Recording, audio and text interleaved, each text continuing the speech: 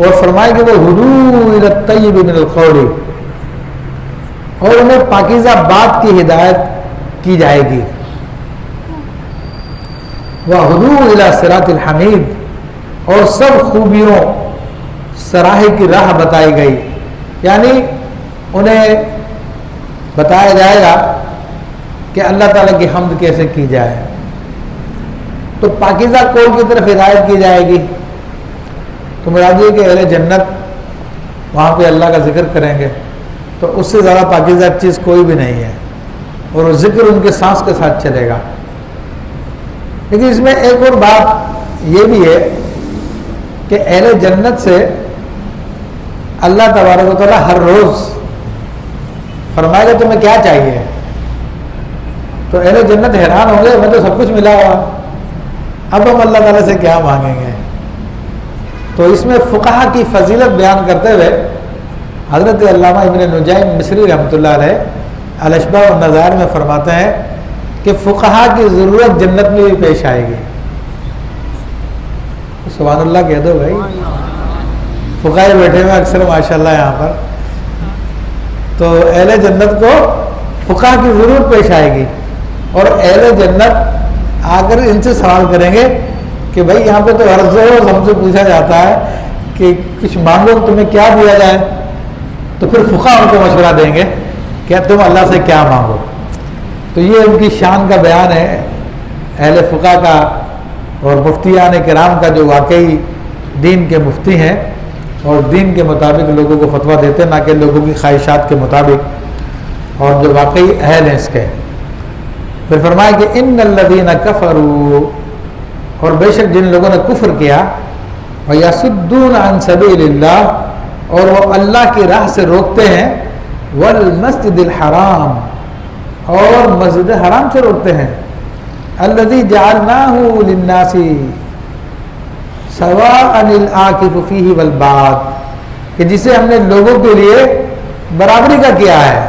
خواہ اس میں اعتکاف کرنے والا ہو یا کوئی پردیسی ہو، باہر سے آیا ہوا ہو، تو وہاں پر کسی کی کوئی فضیلت نہیں ہے۔ تو یہ اللہ تبارک و تعالیٰ نے ایک تو رد فرمایا ان لوگوں کا کہ جن لوگوں نے کفر کیا اور پھر اپنے کفر کی وجہ سے وہ اللہ کے راہ سے لوگوں کو روکتے ہیں۔ تو اللہ کی راہ سے روکنے سے مراد یہ کہ نیکیوں سے لوگوں کو منع کرنا، نیکیوں کے کاموں میں رکاوٹ ڈالنا، یہ سارا کا سارا اللہ کی راہ سے روکنا ہے۔ اور اس کی واضح مثال ایک ہمارے کورونا کی مثال بھی تھی، تو جو لوگ مسجدوں میں آنے سے لوگوں کو منع کر رہے تھے کہ مسجدوں میں مت جائیں، کورونا ہو جائے گا، اچھا خود وہ 50 آدمی 100 آدمی بیٹھ کر ایک ساتھ میٹنگیں کر رہے تھے، ان کو کورونا نہیں ہو رہا تھا، اور بلکہ ٹیلی ویژن پہ میں نے خود نے دیکھا 23 مارچ میں کتنا بڑا جلسہ ہو رہا ہے، نام نہیں لیتا میں، ورنہ بڑی اچھی پوسٹ کس نے چلائی تھی آج کہ لوگوں غلام بن جاؤ ورنہ غدار بنا دیے جاؤ گے، بڑی مجھے دل کو اس نے اپیل کیا اس پوسٹ نے۔ تو وہی لوگ جو لوگوں کو غلام بنا رہے ہیں اپنی مرضی کے مطابق، ان کا میں نے جلوس دیکھا وہاں پہ بیٹھے ہوئے 23 مارچ کو، اور ڈھیروں کی تعداد میں، ان کو کورونا کچھ بھی نہیں کہہ رہا تھا، اور مسجد میں آئیں تراویح پڑھیں تو کورونا آ جائے گا۔ تو یہ اللہ کی راہ سے روکنا ہے۔ تو اللہ تعالیٰ فرماتا ہے کہ جو لوگوں سے روک رہے ہیں لوگوں کو، ان کے لیے دردناک عذاب ہے، جیسے آگے بیان آئے گا۔ والمسجد الحرام ہی، اور ایسے ہی مسجد حرام، یعنی اس سے مراد ویسے تو مکہ معظمہ کی مسجد ہے، مگر اس کا ذکر بطور خاص کر دیا گیا، ورنہ اس کے تحت دنیا کی ساری مسجدیں داخل ہیں۔ کسی بھی مسلمان کو کسی بھی مسجد سے روکنا بلا وجہ شرعی کے، وہ اس کے تحت داخل ہے۔ تو اللہ تعالیٰ فرماتا ہے کہ مسجد حرام وہ ہے کہ ہم نے اس کو لوگوں کے لیے برابری کا کیا ہے، یہ نہیں کہ امیر کا اس میں زیادہ حقدار ہے، غریب کا حق کم ہے، یا مکہ معظمہ کے رہنے والوں کا زیادہ حق ہے اور جو باہر سے آ رہے ہیں ان کا حق کم ہے، ایسا نہیں ہے۔ جیسا کہ آج کل لوگوں نے جو ٹریٹمنٹ کیا ہوا ہے وہ یہ ٹریٹمنٹ ہوتا ہے کہ لوگوں کو روک دیا جاتا ہے، اور جو خاص لوگ ہوتے ہیں ان کو خصوصی اجازت ہوتی ہے، وہ آئیں جائیں ان کو کوئی مسئلہ نہیں ہے۔ تو یہ سارا کا سارا ظلم کا نظام ہے کہ جس کا رد اللہ تعالیٰ ان آیتوں میں فرما رہا ہے. تو اللہ فرما رہا ہے کہ ہم نے تو سب کے لیے برابر کر دیا. تو اب آیت طیبہ کا مفہوم دیکھیں، ابھی پورا نہیں ہوا، کہ بے شک وہ لوگ جنہوں نے کفر کیا اور اللہ کے راستے سے لوگوں کے روکتے ہیں اور مسجد حرام سے روکتے ہیں کہ جس کو ہم نے لوگوں کے لیے برابر کیا، خواہ وہ اعتکاف کرنے والا خواہ پردیسی ہو. وَمَن يُرِدْ فِيهِ بِإِلْحَادٍ بِظُلْمٍ،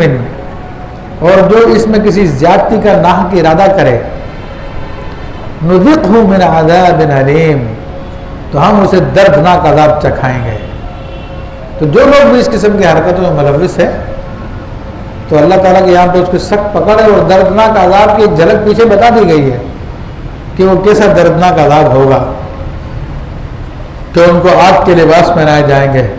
ان کے سروں کے اوپر سے گرم پانی ڈالا جائے گا، لوگوں کے گرزوں سے ان کو مارا جائے گا، اور ان کی ساری اسپیشلٹی جو دنیا میں ان لوگوں نے اپنائی ہوئی ہے یہ ساری کی ساری ختم کر دی جائے گی. تو اللہ تعالیٰ سے دعا ہے کہ اللہ تبارک و تعالیٰ ہمیں ان لوگوں میں شامل فرمائے کہ جن لوگوں کے لیے اس نے جنت کا وعدہ کیا، جنت کی نعمتوں کا وعدہ کیا، اور ان لوگوں میں ہونے سے بچائے کہ جن لوگوں کے بارے میں اس نے عذاب کی وعید سنائی ہے. آمین بجاہ نبی امین. یہاں پہ ہمارا تیسرا رکوع کمپلیٹ ہو گیا، اور آج اتفاقی بات ہے کہ یہ رکوع کافی چھوٹا رکوع تھا.